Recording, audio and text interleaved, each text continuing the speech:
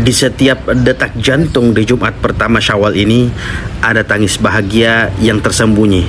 Sebuah cerita tentang kembalinya kita kepada fitrah, tentang pelukan maaf dan tentang cinta yang tak pernah usai kepada Allah Subhanahu wa taala. Assalamualaikum warahmatullahi wabarakatuh.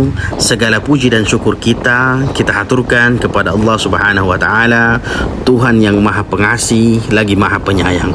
Alhamdulillah, dengan air mata keharuan dan hati yang bergetar, kita telah diizinkan untuk melangkah melewati bulan Ramadan 1446 Hijriah. Bulan yang penuh ampunan, rahmat dan cinta kasih dari Sang Pencipta.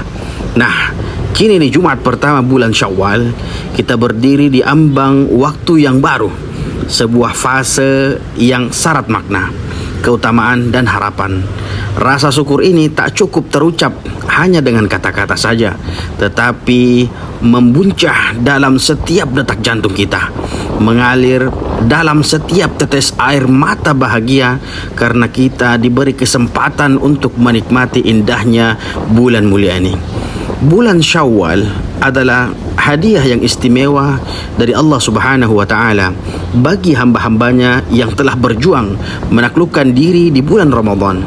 Bayangkan ya, betapa kita merindu setiap detik di bulan suci itu, malam-malam yang penuh dengan doa, sahur yang penuh dengan keikhlasan, dan buka puasa yang menggetarkan jiwa dengan kebersamaan. Kini Syawal hadir sebagai pelukan yang hangat dari Allah Subhanahu wa taala, mengajak kita untuk tersenyum dalam kemenangan, menangis dalam keharuan, dan bersujud dalam rasa syukur yang tak pernah usai. Hari Raya Idul Fitri yang jatuh di tanggal 1 Syawal itu bukan hanya sekedar perayaan biasa. Ia adalah cermin jiwa yang kembali suci, fitrah yang kini kita raih dengan perjuangan penuh dengan air mata dan keringat di bulan sebelumnya. Di hari itu kita saling memeluk, memaafkan dan menangis bersama, merasakan betapa besar kasih sayang yang Allah Subhanahu wa taala yang telah mempertemukan kita dalam kebahagiaan tersebut. Namun, keutamaan Syawal tak berhenti di hari pertama. Rasulullah sallallahu alaihi wasallam dengan cinta dan kelembutan hatinya memberikan kabar gembira yang membuat jiwa kita bergetar.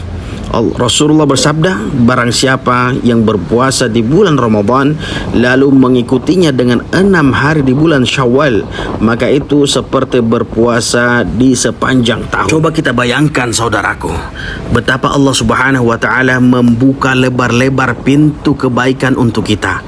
6 hari yang mungkin terasa ringan dengan lisan, tetapi menjadi mahkota berat di timbangan amal. Setiap hari puasa sunnah di Syawal adalah lanjutan dari perjuangan kita, sebuah bukti bahwa hati ini tak ingin berpisah dari keindahan ibadah, bahwa jiwa ini masih merindukan kedekatan dengan Allah Subhanahu wa taala, dan setiap lapar dan dahaga yang kita tahan, ada tangis syukur yang tersembunyi, dan ada doa yang terucap lirih, dan ada janji Allah Subhanahu wa taala yang menanti di ujung perjalanan. Oleh karenanya, Syawal menjadi cermin bagi kita untuk melihat sejauh mana cinta kita kepada Allah Subhanahu wa taala setelah bulan Ramadan berlalu. Adakah hati kita masih terpanggil untuk tetap istiqamah? Adakah jiwa ini masih merindukan sujud panjang di malam yang sepi? Puasa sunnah Syawal adalah jawaban atas kerinduan itu.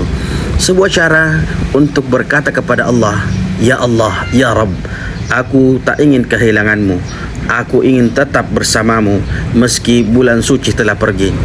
Dalam setiap langkah kecil menuju kebaikan di bulan ini, ada harapan yang kita genggam. Kita genggam secara erat, harapan untuk menjadi hamba yang lebih baik, hamba yang tak lelah untuk memohon ampun, dan hamba yang selalu merindukan pertemuan dengan Allah Subhanahu wa taala.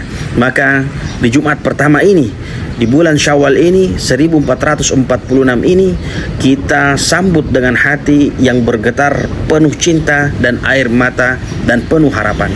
Anggaplah ya, setiap detik di bulan ini sebagai peluang emas untuk mendekatkan diri kita kepada Allah Subhanahu wa taala, untuk memperbaiki diri dan untuk menebar kasih dan sesama kita. Taqabbalallahu minna wa minkum. Semoga Allah Subhanahu wa taala menerima segala amal ibadah kita, menyucikan hati kita, dan menjadikan Syawal ini sebagai saksi atas cinta kita kepada Allah Subhanahu wa taala. Ya, mari kita peluk erat bulan ini dengan banyak beribadah dan tangis syukur serta doa yang tak pernah putus.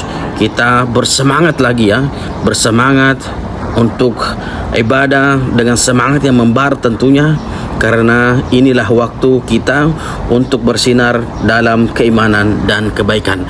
Semoga Allah Subhanahu wa taala menjadikan Syawal ini menjadi syahrul ibadah dan kita tetap bertaqarrub kepada Allah Subhanahu wa taala, dan insyaallah kita mendapatkan apa yang dijanjikan oleh Allah Subhanahu wa taala, yaitu surganya Allah Subhanahu wa taala. Wa nafsi bi taqwallah faqad fazal muttaqun.